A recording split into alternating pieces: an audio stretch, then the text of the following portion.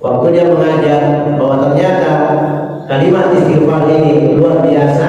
Apabila Anda lazimal istighfar, Anda melazimkan istiqamah membaca terus-menerus.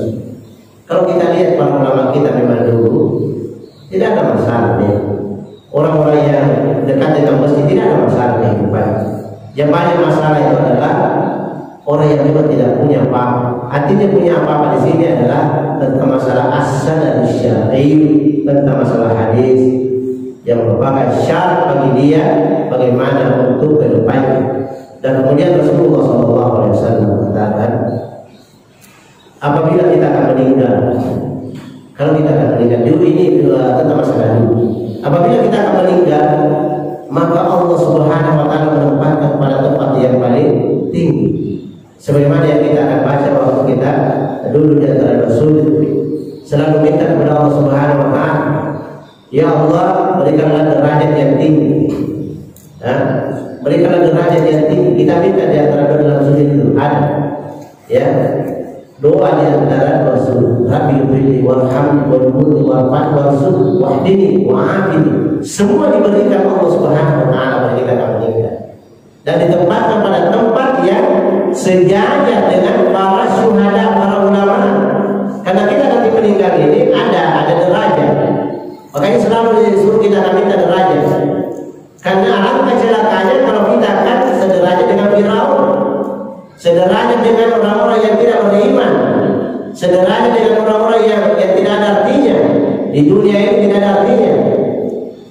Apa kata Allah Subhanahu wa taala, orang yang tidak ada peduli dengan agama dan kita berada di tempat itu, an-naru yuraduna 'alaiha ghudwan wa 'ashiyya. Tidak ada ketenangan dia. Kenapa? Karena api yang menyala pagi sore.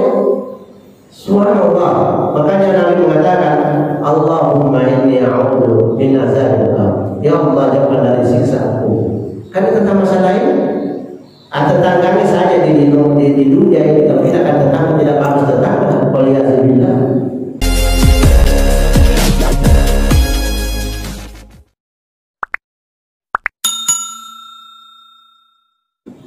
Kalau kita sama boleh siapa maka diingat oleh tetangga. Karena langkah besarnya hati kita kalau tetangga kita tidak baik. Begitu juga kalau kita akan meninggal. Dan pada siapa yang mengamalkan kalimat istighfar, Allah akan memberikan tetangga yang baik. Dia berada pada orang-orang yang saleh. Luar biasa. Dan Allah Subhanahu wa taala memberikan ketenangan tadi ini, wa ja'alahu jannah. Memberikan, Allah akan menjadikan jannah bagi dia. Apa itu jannah? Surga bagi dia. Dan di situ dia berada, tapi dia sudah melihat tempatnya di dalam surga. Bagaimana tempatnya dalam surga? Biasanya kita baca dalam Al-Quran, yatufu alaihi wildan mukhalladun. Bukanlah kesenangan itu? Yatufu alaihi wildan mukhalladun, melihat tempat kita surga. Ada pelayan wildan, tidak bisa tua, muda terus menunggu kita karena kesedihan yang kita alami di dunia ini. Allah memperlihatkan di dalam masa itu tempat kamu. Rasulullah SAW yang menjelaskan dulu, dan saya jelaskan dalam hadis, man shalla sitta asyara sajdatan tatawwa kullu baitin fil jannah.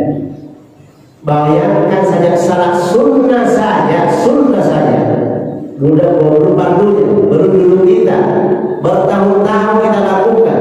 Apa kata Rasulullah SAW? Barang siapa yang melazimkan istiqamah, dia salat sunnah saja, salat sunnah rawatib yang 12 rakaat, kata Rasulullah, budialahu baitul fil jannah, akan dibangunkan rumah emas dalam surga. Waktu kita berada di alam masa diperlihatkan itu tempat. Bukan itu adalah jannah namanya, wajah Allah jannah, akan diperlihatkan surga. Jadi kesenangan. Jadi orang yang meninggal itu, maka kalau dia sakit, orang-orang beriman itu, maka dia menunggu kapan saya berangkat. Dan orang yang ditinggal itu adalah selalu merasa iba, merasa senang karena dia berangkat dalam keadaan indah. Bukan main pemahatan misalnya dia sudah berangkat, kita lihat waktu dia di dunia, subhanallah, dia di masjid, di mana-mana dia ada di masjid, dia salat baik, orangnya, dia akhlaknya baik, luar biasa. Tajri tahtiha al-anhar. Di dalam surga itu ada air yang mengalir. Yang Anda pilih yang mana mau pilih. Wa faqihatun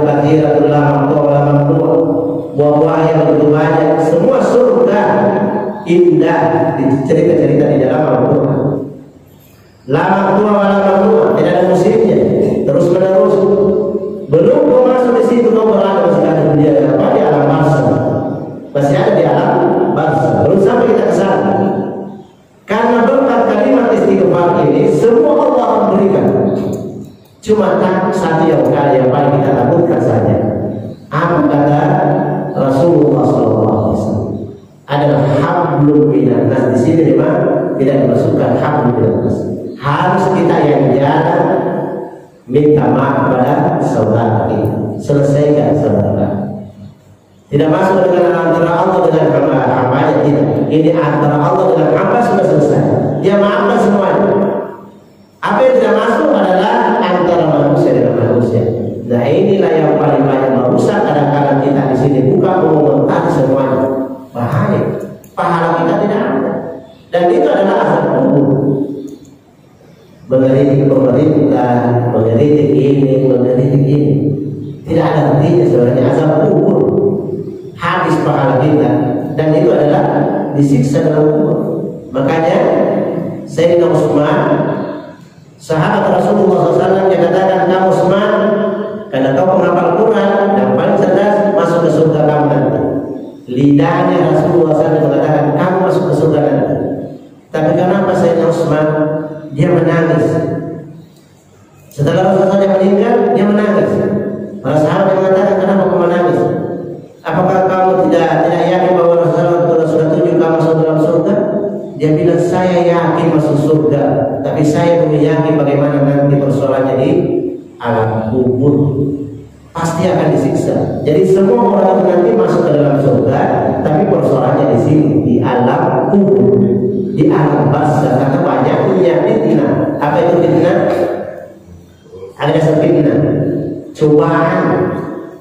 cobaan manusia di dunia ini banyak sekali.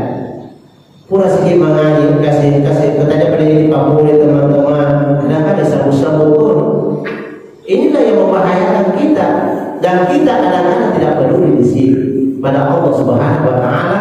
Dia sudah tadi disebutkan dalam Al-Quran, astagfirullah. Kamu ucapkan astagfirullah, mulai selesai semua persoalan.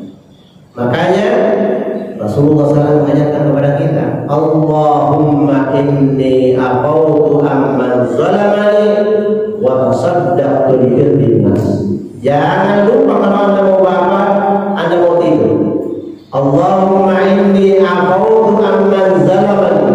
Ya Allah, maafkan semua orang yang pernah menzalimi saya. Siapa saja. Selesaikan. Karena ini yang susah. Dan di mana sampai ini adalah di alam barzah. Jadi kalau ada yang pernah menzalimi kalian, engkau pernah berlebih-lebih, engkau pernah maki, engkau doakan kepada Allah, ya Allah maafkan dia. Wa tasaddaqu li nas. Semua apa yang saya diambil dari saya, baik saya ditipu atau diambil dengan terang-terangan dan dia tidak mau kasih kembali, saya akan sedekahkan saja. Sudah selesai. Masalahnya persoalan di situ yang paling ringan saja siksanya adalah orang yang kencingnya tidak bersih kalau dia buang air kecil. Itulah yang paling kecil, paling kecil. Jadi bagaimana kira-kira yang lain? Jadi ittaqullah, itu oke dimulai tentang masalah ini sebelum kita berangkat. Seharian ini ngurus pergi melihat orang yang meninggal. Saya kira-kira kemana di situ saya datang, saya dari kontra yang nelayan. Saya melihat teman-teman masih sempat dia ketawa orang meninggal di dalam, masih sempat dia ketawa-ketawa di luar. Apakah dia tidak pikirkan dirinya itu bagaimana kalau saya sudah begini? Nah sudah ada hadis yang mengatakan bahwa Allah akan menyelesaikan persoalan dengan sudah selesai. Insya Allah kalau Anda tahu. Tapi persoalan kita dengan di sini, karena Allah tidak kata apa, Nabi mengatakan tidak bisa diselesaikan sampai kita akan. Kau bisa pergi ke Jokowi begini, tidak bisa. Kau bisa pergi ke sini, tidak bisa. Jadi makanya jangan terlalu banyak buka ini kalau bisa membahayakan ini. Kita tidak tahu apa matinya. Jadi ibu-ibu juga ibu-ibu juga saya akan memberikan nasihat istighfar banyak. Selesaikan yang bisa selesaikan. Jangan nanti seperti itu bahwa setelah kita sampai sana sebagai Sayyidina Utsman dia menangis. Dia pikirkan itu. Bagaimana Sayyidina Utsman? Dia penghafal hadis. Dia ulama besar. Dia dekat dengan Rasulullah SAW. Dia masih sempat dia menangis.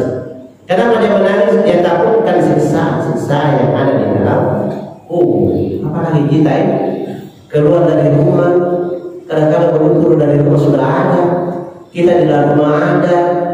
Ya Allah ya Nabi, perbanyak dulu.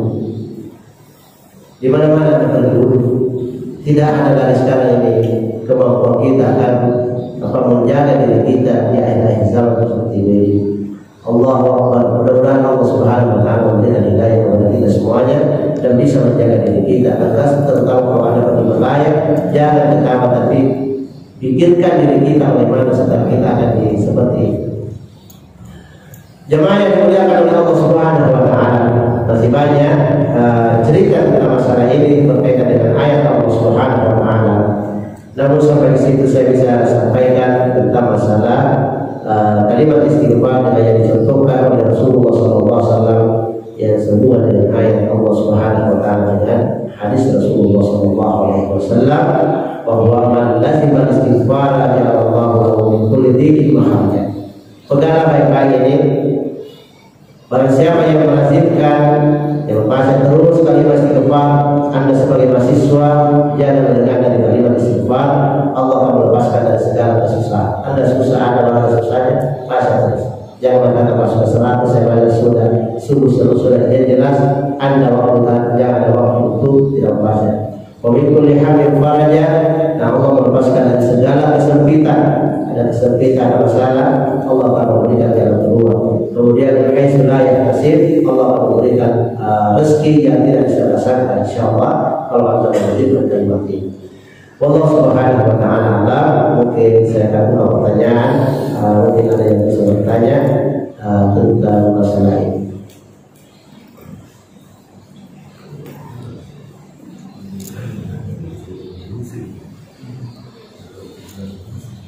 Ada yang bertanya tentang ya apa saja tentang masalah kehidupan kita di dunia ini. Bukan bertanya, kita akan sharing saja karena saja kita terbatas sibuk, kita sharing saja apa masalah yang perlu kita akan sama-sama saling mengingatkan watawasaw bil haq. Karena dunia ini harus watawasaw bil haq, saling mengingatkan. Kalau tidak, maka kita nanti bisa terjerumus, kita tidak merasa. Ada yang boleh ditanyakan? Izin ke? Iya. Masalah istighfar kan. Pernah saya lihat di YouTube seorang saya dikai orang Kiai baru menyampaikan bahwa kita mau bersikir, semua sikir tidak bermanfaat kalau tidak didorong dan sikir tauhid dulu. Lain perlu. Jadi berarti pertama dan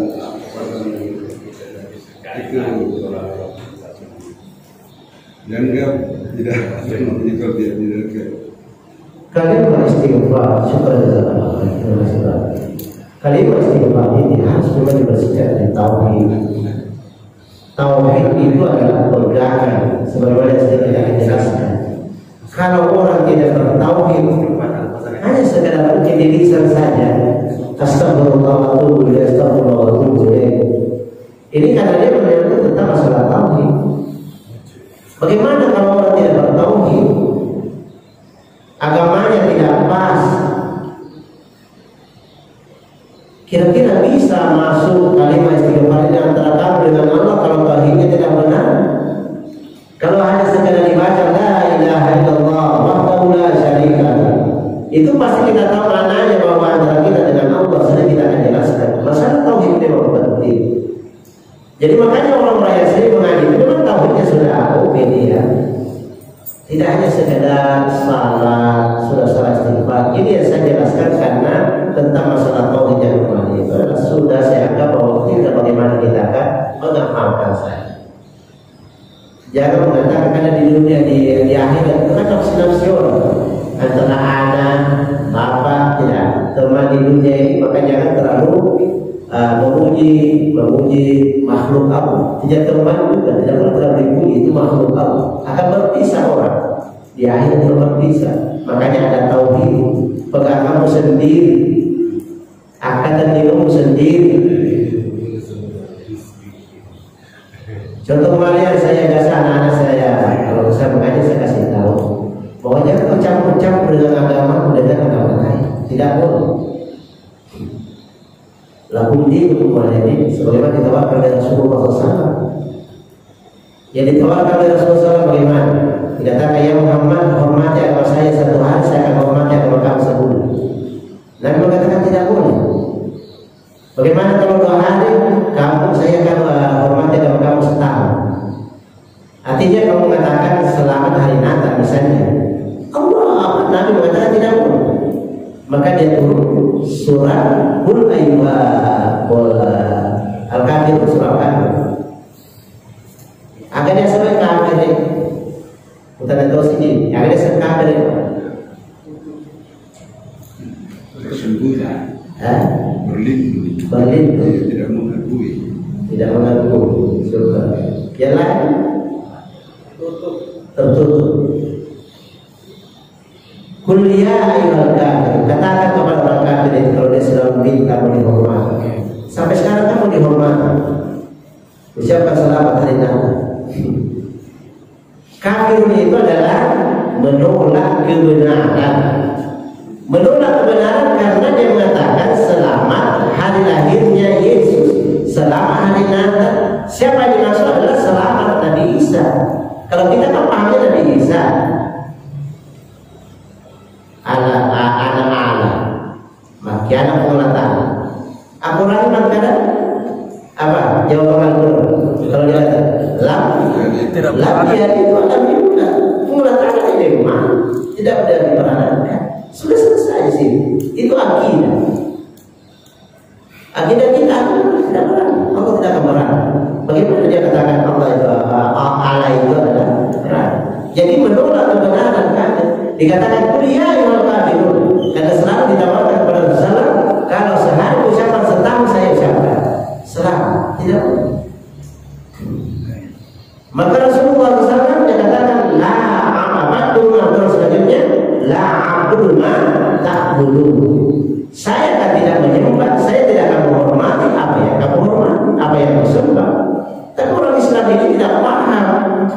Islam mengatakan itu kan tidak apa-apa, tidak apa-apa. Ya terserah, karena kita di dunia ini bisa berteman, tapi di akhir setelah menikah tidak mungkin kita akan berteman. Ada kawan istri kita paling dekat tidak mungkin dia masuk hubungan, apalagi nanti di sana, apalagi dia anak masa, apalagi dia di sana pada masa. Semua orang bisa nafsi-nafsi. Jadi pertahankanlah ilmu yang Anda miliki sendiri-sendiri. Kalau dia sudah sesuai Al-Quran dan paham di situ, itulah kita akan paham. Karena si ulama ini mengatakan begini ya, bukan ulama yang jadi guru tapi sekarang adalah Rasulullah SAW. Bagaimana pintarnya orang Yahudi? Orang Yahudi yang paling cerdas dalam Al-Quran. Dia akui kecerdasannya, tapi dia menolak kebenaran. Kita juga manusia, semua pintar, tapi belum tentu dia akidahnya baik. Jadi tidak boleh dipandang bahwa misalnya simpulan ini pintar sebenarnya. Cepat dipeganglah apa yang ada dalam Al-Quran, kita tidak tahu. Allah Subhanahu Wa Taala. Kita yang jelas sekarang harus ada pegangan. Setelah kita akan melihat Quran begini, hadis begini, cukup itu. Pak dibahas si mantu kesimpulan makin baik pemahaman dulu di bawah. Itu serah Anda, lakukan itu semuanya. Kalau Anda mau paham seperti itu, saya paham begini. Makanya juga teman-teman Anda juga begitu. Saya dai, teman-teman Anda juga begitu lah. Kamu terlalu buruk cara pikir-pikirnya, terserah Anda. Saya tidak mau begitu, karena belum tentu kita adalah teman terus menerus. Kalau di dunia, jadi makanya tadi ada pengajian yang baik ambil, yang tidak baik jangan ambil. Karena persoalannya tidak akan pasti meninggal. Itu urusan meninggal subhanallah.